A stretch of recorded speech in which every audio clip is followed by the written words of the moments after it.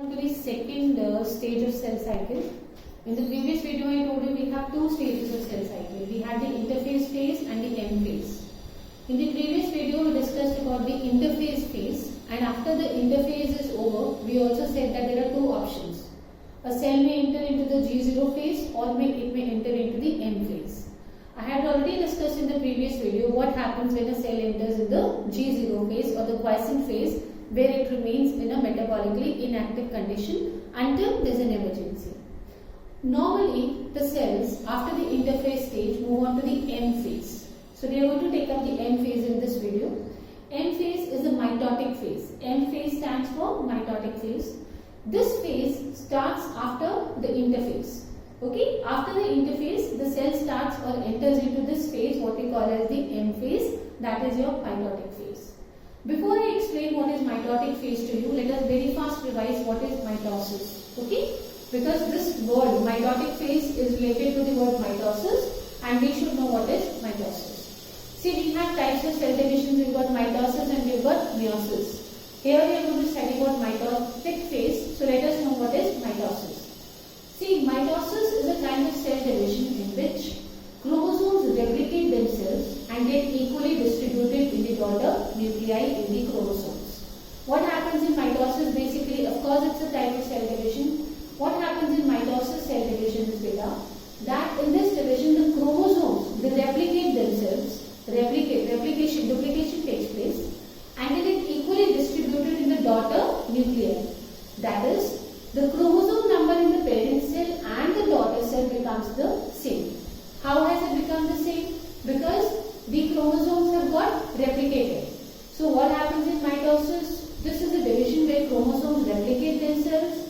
They get equally distributed in daughter nuclei. So the chromosome number in the parent cell and the chromosome number in the progeny or the daughter cell becomes the same.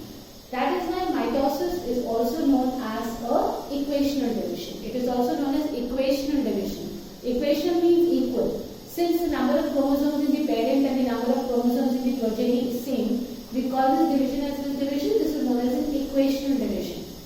Mitosis is also known as a somatic division. Why? Because it always occurs in which cells? Somatic cells. See, we have got two types of cells in every body, reproductive cells and somatic cells. Those cells which are not involved in reproduction are called somatic cells. So, this reproduction mode, this cell division mode, mitosis, always takes place in which cells? Somatic cells. So, we have done two more names of mitotic division. One is the equational division and the other is the somatic division. This phase, that is the mitotic phase, is again divided into two stages, karyokinesis and cytokinesis. Karyokinesis, cytokinesis. Now, karyokinesis is further divided into four substages. First, I am taking karyokinesis with you, and here also you should know that karyokinesis is divided into four substages. I will be taking up two stages in this video. It is divided into how many karyokinesis is again divided into four substages. Let me start with the first substage, that is prophase. What is it? Prophase.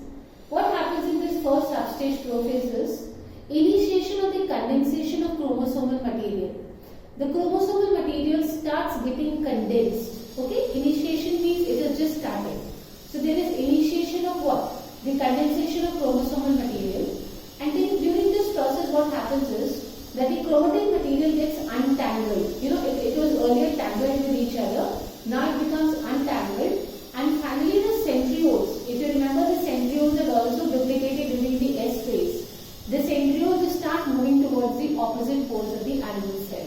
We had already done that the centriole is already duplicated. Now means we have how many centrioles? We have two centrioles. So each centriole will start moving towards the opposite poles of the animal cell. For our convenience, the prophase is divided into two stages, the early prophase and the late prophase. What happens in early prophase? The condensation of the chromosomal material is taking place. That means the formation of chromosomes has already started. Earlier it was what? Earlier it was a tangled mass of chromatin fibers. Now the formation of chromosomes has started. How it has started, beta? Now the chromosomes are being formed, and each chromosome is made up of two chromatins attached together at which point? Centromere. Formation of chromosomes has started. Each chromosome is made up of two chromatids which are attached together at the point which we call as centromere. Most important thing that takes place over here is the formation of the mitotic spindle. This is something very important. It starts formation of the mitotic spindle. Now, this microtubules and the proteinaceous components of cell cytoplasm help in this process. Formation of mitotic spindle is helped by two things. What is it? The tubules and the proteinaceous compounds of the cell. The mitotic spindle is formed where? It is formed between the two pairs of the centrioles that migrate towards the opposite poles. We already said that the centrioles will migrate towards the opposite poles and the mitotic spindle will be formed between them. What happens in the late prophase? Late prophase, two things are happening. The nucleolus will disintegrate and the nuclear envelope will disappear. Nucleolus disintegrates and nuclear envelope disappears. As soon as they disappear, the prophase stage is now over. This marks that the prophase is over. After prophase, we move on to the second stage, that is the metaphase stage. This starts with the disintegration of the nuclear envelope. That means this starts after the prophase. What happens now? The chromosomes are spread out in the cytoplasm. The chromosomes have already been formed in the prophase stage. These chromosomes will now spread out in the entire cytoplasm. At this stage, at the metaphase stage, the chromosomes are the shortest and the thickest. Remember, they are the shortest and the thickest at this stage, that is the metaphase stage. Each chromosome at this stage is made up of two longitudinal threads. Okay? Each chromosome is made up of two longitudinal threads which are known as sister chromatids.